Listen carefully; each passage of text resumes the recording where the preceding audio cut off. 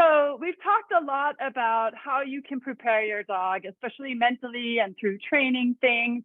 But for a lot of people, there's probably also that nervousness of like, how do I know that my dog is doing okay when I'm actually out there on the trail and ski joring with them?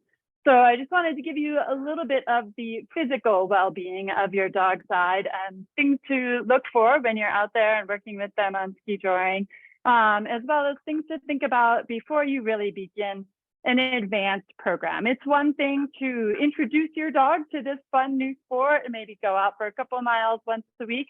But if you find yourself really getting excited about it and you want to use this as a physical fitness training program, you maybe want to get into racing down the road, you really want to build their miles, then noticing the signs of your dog's physical well-being is going to become even more critical as you progress in your distance, your time, your speed. You're going to want to make sure you're paying attention to that.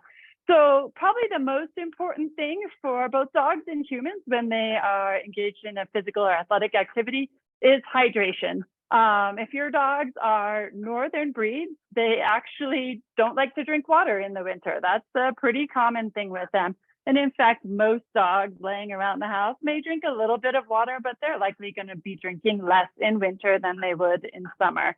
So it's really up to us to make sure that we're encouraging their hydration and monitoring their hydration. So the top photo you can see there is how you can check your dog's hydration status before, during, or after a run. Look at their gums, look at capillary refill in their gums. Try and find a pink spot. Some dogs have a lot of darker spots on their gums. So you can press on the gum, it's going to turn white, lift your finger off, and watch how long it takes for that pinkish color to come back. It should only take a couple seconds. The other way to check hydration on them is with the skin tent test, where you pull up on the skin between their shoulder blades or on top of their head. It's going to form a little tent, but it should really quickly spring back to the nice flat position. If that tent stays there and very slowly goes back, your dog is probably a little bit dehydrated. And again, you want to work on pre-hydration. How do you get more water into them before you even head out on the trail? And then just mentioned always making sure you're carrying water with you. The Sierra is often a glorious, warm, sunny place to go ski joring with your dog, but it can also mean they're going to get pretty hot and thirsty pretty quickly. Other things to keep an eye on if you're ever wondering, like, is my dog doing okay? Checking on their breathing rate, checking on their heart rate. Know all those normal for a dog so that you can check if your dog is abnormal. But again, if you are thinking of ski joring is going to be a truly athletic endeavor for your dog that you're going to be training for, there's a lot of things to keep in mind before you just dive into heading out on the long miles. Think about your dog's medical history, just like a human. We all have our baggage that we come with. You know, does your dog have any pre-existing health conditions, lung or breathing or heart problems? Do they have elbow or hip dysplasia? Do they have back problems or knee or wrist issues? Have you frequently seen them limping or moving with a funny gait? Those things don't preclude them from ever being able to ski jor. You can probably still do short, fun 1 to 3 mile ski jors, but if you're looking to really go on the long miles or at the high speeds, you're going to want to check in with your dog's vet before you get them started on a serious training program for ski joring, and know what signs you want to be looking for, because at the end of the day, this isn't a one and done thing that we're looking to take our dogs out ski joring once. Hopefully we're going to be ski joring regularly. And just like mentally, we talked about wanting to preserve your dog's mental well-being, so they're in it for the long game. You also want to preserve their physical well-being so they can stay in it for the long game. If you head out for a 10-mile run on your very first ski jor and your dog comes home limping, you're going to be in recovery mode and you're completely out of the game for a while, which is a bummer for everybody. So just like a slow and steady progression mentally, you also want a slow and steady progression physically for your dog. And there we go. So setting realistic goals. What does slow and steady mean? Maybe you're already a human marathon runner and you're like, my dog's an amazing athlete. I want them to go with me. Still, start slow. Start with 1 to 3 miles when you're introducing them to the concept for their physical and their mental well-being. increase that distance slowly and steadily, maybe by a half to a mile with each week that you go out, maybe 10 minutes longer, or maybe you go for one additional day the following week. And if you're going ski joring 3, 4, 5 days a week, alternate those work days with fun days where you take them out loose. Maybe you take them out with a couple other dogs if their love language is getting to play with dogs. Or maybe you keep them home and you're just working on some of those clicker or yes games to build their mental bonding with you and that communication understanding. But variety is the spice of life, especially for dogs, and physically and mentally. It's good for them to incorporate those physical conditioning exercises, particularly if you know they have a weakness like a bad knee or a bad back. Make sure you are working on incorporating physical conditioning, very specific exercises as part of their training, rather than just expecting them to gain all of their fitness through ski joring. If your dog is an off the couch dog, you're definitely going to want to take it slow and steady and work them up to being able to actually run and pull you. And again, one of the things that I really like about ski joring, and we've touched on this in different parts of this talk, is that you are working with your dog. You very much have the ability to assist them because you're on skis. You can take that pulling weight off of them and allow them to move fairly freely with just the slightest feeling of connection to you. I don't get out of the car and hook myself up to my dogs and say, let's go, and expect them to just pull me along. That's not what we're aiming for. What we're aiming for, and what I really appreciate about ski joring, is that I'm sweating, I'm pulling, I'm skiing along with them.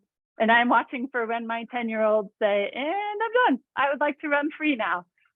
So keep all of that in mind. And then, of course, at the end of the run, one of the best ways you can take care of your dog and make sure that they're going to be ready to go again in a few days is to stretch them out. Just like human athletes, dogs really benefit from some stretching and warm up and cool downs, and a little bit of massage on their muscles. It's another great way to bond with them, to give them a reward if your dog enjoys that snuggling and physical touch. Learning some basics of how can I massage their tired muscles, move all that stuff out of their bodies that they've built up through the run, and get them ready to rest and recover and go out for the next run. A saying amongst anybody who runs dogs is no feet, no dogs. So when you're out on the trail with your dog and you're watching for all these different subtle cues of, are they having fun? Do they want to keep going? Do they want to take a break? You might have that panic moment where your dog is running great, and then suddenly you notice they're not running so great. They look like they're kind of limping. Maybe their head is bobbing up and down. They're not pulling as hard. They're looking back, or they're trying to stop. And you're going to be in a moment of troubleshooting. One of the first things you want to do is check their paws. Always start at the feet. The feet is the basis of your dog. And look and see if they have any snowballs built up in the bottom of their paws. And we'll get to that in a second, how you can help prevent that. But look and see if there's any bloody spots on their paws. Something that's a pretty easy fix can look really dramatic with your dog suddenly limping. But there's a lot that you can do in advance of even getting out on the trail when it comes to taking care of their paws.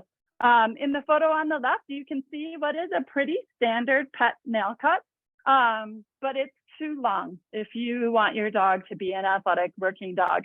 Those nails are touching the ground, and they're actually affecting the way that dog's paw can sit and how it can push off the ground. It's going to change the gait. And over the long term, it can actually lead to subtle chronic injuries because they can't use their paw properly when their nails are impeding how they're stepping every time. Properly trimmed nails before you head out should look like the paws on the right, where the nails don't touch the ground when the dog is standing on a hard, flat surface. If you can hear your dog click, click, clicking around when they're walking, their nails are probably too long and ready for a trim. The other reason that this is really important is if your dog is wearing booties and they have long nails, like on the left, those booties are going to develop holes really quickly. And once a bootie has holes in it, the snow can get in through that and they're no longer useful. It's time to put those in the trash. So in terms of preserving the life of your protective gear, keeping your dog's nails trimmed short is going to both allow their feet to properly move and allow their protective gear like booties to last a little longer. So I mentioned snowballs on the trail. We have lots of different breed owners sitting in on this talk, and we know that our dogs have different types of fur and hair. If you have a dog who has really long, fine, or curly hair, they're going to be really prone to snowballs building up on their feet and legs when they're heading out on runs. And there's some things you can do to try and prevent that. But if you're out and your dog suddenly is not wanting to run, stop and check their feet. If you see something like the photo on the right, which is just massive snowballs built up between every single toe in that webbing, and they'll build up both on the bottom of the paws, but also on the top of the paws in between the webbing. You need to stop and melt all of that out, or your dog's going to be chewing it out. It's like running with rocks in your shoes. It's not comfortable for anybody. So that's definitely an immediate stop and fix. And if you clean those snowballs out, you may then see that your dog is ready to run again. That's all it needed, was a little bit of help. But again, how can you prevent that so that you don't have to stop and fix when you're in the middle of your Skijor run? There's a few things you can do.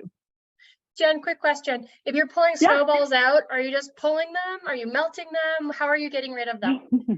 Great question. If you just pull the snowballs out, you're going to be pulling all the dog's fur out with the snowball. And that's the problem with letting the dog chew it out of their feet, as you'll notice them just ripping and grabbing with their teeth. That's what's going to cause a lot of irritation in that webbing and splits.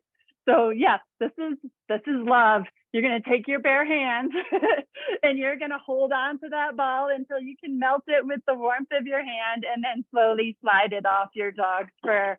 It's a lot easier to do in the Sierra than it was at 40 below in Alaska. But again, for your own sanity, you can take preventative measures so you're not stuck there on the trail with bare hands trying to bounce snow and ice balls out of your dog's feet, especially because if you've got that curly or fine hair dog, you're going to take snowballs out. If it's fresh snow like today's storm, you're going to run 5 more feet down the trail and those snowballs are going to be back. So what can you do in advance to help protect your dog and save you both from that situation? If you've got that long, fine fur, go ahead and take blunt tipped scissors, or if you take your dog to a groomer, ask them to do this. Cut those long feathery furs down to be even so you can really easily see each individual pad and the main center pad of your dog's feet. That fur is not going to be providing essential warmth for your dog or protection. It actually can cause them to slip. So it's totally fine to cut those long furs off in winter. I know it seems a little bit counterintuitive. You can also do that on the top. Pull those furs up and you'll see all these little tufts sticking out between their toes. Then go ahead and cut off those tufts on the top and the bottom of the pad so there's less for the snow to start to grab onto. You can also try any number of different foot balms are out there. I think Musher Secret's pretty readily available. I always really like using the Musher First Aid, which is more of a liquid oil. And a lot of people use this balm, rightfully so, on the individual pads of their dog's feet to help with dry or split pads in the winter when we see a lot of cracks forming just from the dry air, cold temperatures, or salt on the roads. But the way you can use it to prevent snowballs is to actually massage it into the fur and the webbing between the toes. You're trying to grease up each and every individual hair that the snow is grabbing onto. The snow's not sticking to their pads, it's sticking to everything in between the pads. So really use those ointments to slick the fur in between so that hopefully snow can't grab onto it and start to form those snowballs.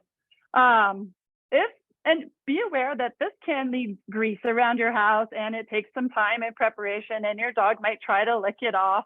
So if that's not working for you, or that's not quite your style, the other thing you can do when you get to the trailhead is throw on booties. And if you're gonna invest in booties, I highly, highly recommend that you just get a dog mushing type of bootie. And we've got a lot of links of places where you can go to get a very simple Cordura fabric bootie. It's light, it's thin, so your dog can still feel the ground underneath their feet. They're really easy to get on and off, and these are not for warmth. They are just to protect your dog from getting snowballs, or if they do have a crack or a split, it can protect that from getting abraded further by the snow while they're running. What you don't want to do is to get any of those classic pet booties that are out there, and they've got all kinds of styles with thick rubber soles and tall ankles, and they're complicated. And I hear people time and again like, oh, my dog won't wear booties, he hates them, and just walks around doing the floppy foot thing. They can't feel the ground, they can't move effectively, and those booties tend to rip right off in the snow. So if you're going to use booties, use a dog mushing style and get spares, because if you are out in deep snow, eventually they might come off, or they are going to get holes in them eventually and they'll need to get replaced. So don't just get 4, get 8, 10, 12, have them ready to go and ready to be replaced when you need them. The other issue that you want to watch for with your dogs, we've talked a lot about proper harness fits and different dog body types, because every breed is totally different out there. Once you're running longer miles, you might start to notice, gosh, my dog's harness isn't fitting quite properly. I think one of the signs that I didn't list in here, but we got a great question about, is the dog is breathing funny. They sound like they're gasping for air a little bit more. That may be a harness that's sitting too high on their throat. If a harness is sliding from side to side, it might be rubbing against the dog's armpit, and then you're going to see that red weepy skin or scabs forming, or the hair is going to start to disappear. So look underneath your dog's armpits, look on the front of your chest, and see if that's getting discolored, kind of pinkish or reddish. Those are all signs of an uncomfortable harness with a pretty poor fit that you want to try and stop and fix. In the picture on the right, you can see a dog wearing a little t-shirt underneath his harness. Some breeds of dogs, or some dogs in general, are just going to have more sensitive skin, or they're going to have a really thin single layer fur coat, like a German short hair pointer, or maybe a Doberman pinscher, somebody who doesn't have an undercoat to help protect them from a harness sliding around on them. Then a t-shirt may be appropriate, but in general, your best fix is going to be to go back and reassess whether your harness is really the right style and fit for your dog. But a t-shirt or a jacket underneath the harness for a dog that just doesn't have a lot of natural protection can be really helpful too. I know a lot of people probably worry more about starting a winter sport activity in the snow, and you worry about the cold. But quite honestly, in the Sierra, when you're running a being in a full-length fur coat, worry more about the heat for your dog and the cold for yourself. Your dogs are going to be just fine in the cold, especially when they're running around and you're watching their feet and protecting them from snowballs and things like that. For yourself, be aware that you're working hard when you're skiing. You might end up sweating, or you might end up getting wet gloves. I almost always have a backup pair of gloves or mittens in a pocket someplace. I have like stuffed pockets every time I go out, so that I can adjust my layer, so I can make sure that I am keeping my speed and my trapped warmth appropriate, so that I'm not working up a sweat and then suddenly getting cold. And like Jess said, I was thinking I was going out for 30 minutes.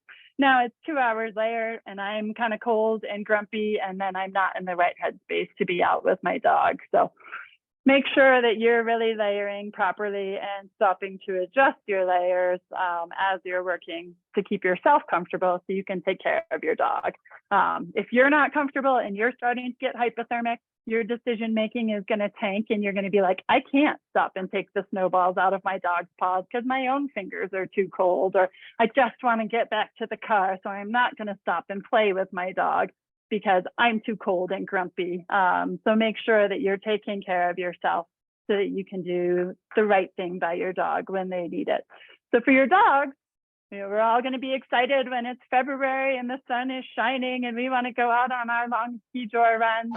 But keep in mind that the sun can be a challenge for them. Watch your dog for signs of overheating. If they are just wide open mouth, like it looks like their cheeks are just pulling way back, their tongue is hanging out to the side, when they stop moving, if they're really still panting and struggling to regain just a normal breathing pattern, they may be overheating. You may see your dog running along and stopping to try and grab snow along the way, or they may stop and just start eating a ton of snow. Be really careful with them eating a ton of snow in the middle of an athletic endeavor because it can actually cause vomiting, which you don't want to happen when your dog is running and working hard. It can lead to aspiration and other concerns. So that's where hydrating them in advance or carrying water with them so they can drink partway through a run on the trail is going to be really important. If you have a white or light coated dog with pink nose, be aware that they can get sunburned. That's a real thing for dogs. And you can put some zinc oxide on those exposed parts of skin. But just in general, keep in mind all the different elements that you're going to have to protect your dog from. But don't worry so much about the cold. They're pretty well built for that. Worry more about, am I paying attention to the signs of too much warmth as winter goes on? I think the other thing to really watch in our dogs as we're transitioning to a new sport is their body condition. One of the most important things you can learn how to do as a dog owner is to accurately assess your dog's weight and body condition. And this is important when you're asking them to be an athlete, because any excess weight they're carrying is going to put excess stress on their joints and on their heart and on their lungs, and potentially just make it harder for them physically, which means their fun factor is going to go down. Just like any human starting a workout program, if weight loss is part of the goal, you want to do it really slowly and steadily and incrementally. You don't want to make a ton of drastic changes and cut way back on your dog's food and ask them to go run a lot more miles. So be realistic, be honest. Ask your vet or your friends or any of us to help you determine, where is my dog on this body condition score? And remember that pet dogs versus working athletic sled dogs are going to look different. So this is a body condition score chart for pets, but this one is a body condition score chart that was developed specifically for veterinarians looking at racing sled dogs, because their body types are so different from what veterinarians are used to seeing in the pet dog world. Racing sled dogs, just like athletic humans, you look at Olympic athletes and they tend to be much leaner and more muscled than your average human being. So you need to adjust your mindset a little bit of what is the healthy, appropriate weight for a dog that you're asking to run and pull you while you're ski joring. So you can see at the top of this chart, looking at your dog from the side versus looking at them straight up and down. If a dog is too thin, their ribs are going to be real obvious from the side. You're going to see the points of their hips and pelvis. When you start to get into the orange or the green, you still want to see that nice waist tuck from the side and from the top. But you're going to see a little bit better coverage of the ribs. Maybe it's just the last two ribs that you're going to be able to see or feel. You really, if you've got a thick-coated dog like a Malamute or a Siberian, you can't see anything. You've got to put your hands on your dog and feel them. And like Jess mentioned, as you progress through ski joring, your dog's body may change. They may start to develop more muscle. They may lose some of the fat. You may need to adjust their harness. You may need to adjust their feeding program. It is really important, if you have a goal of covering long miles, 10, 20 miles, really realistic for most dogs out there, but you want to be feeding them high nutrition, high quality food. And you want to make sure that you're conditioning them up to those miles and watching their body weight so that they can go ahead and do what you're asking them to do. There's one quick question here for you. Does dog weight and fitness considered based on the musher's weight? So do you consider your dog's fitness based on what they're pulling? Oh, well, that's a great question. No, I don't worry about it so much with what the dog is carrying. I mean, obviously, if you are trying to run a smaller breed dog and you are a larger built human, you're going to have to assist your dog more. It's just not realistic to expect them to be able to pull your weight. But in terms of the individual dog's weight and fitness, no, you're just assessing that dog as its own being and making sure that it's at an appropriate weight and that its fitness. I mean, your dog is probably fitter than you in general, just because dogs have been bred to run for so many years. It's what they live to do. They love movement. Dogs don't sit around on Zoom calls for hours. So you know, progressing the dog's fitness based on the dog you see in front of you is totally fine. And making sure that you're not pushing yourself too hard either. Ooh, yeah. Oh gosh. I saw the next question come in about what I suggest or recommend any conditioning exercises. Oh, there's tons, and I will geek out on that. I really love conditioning as part of mental and physical training.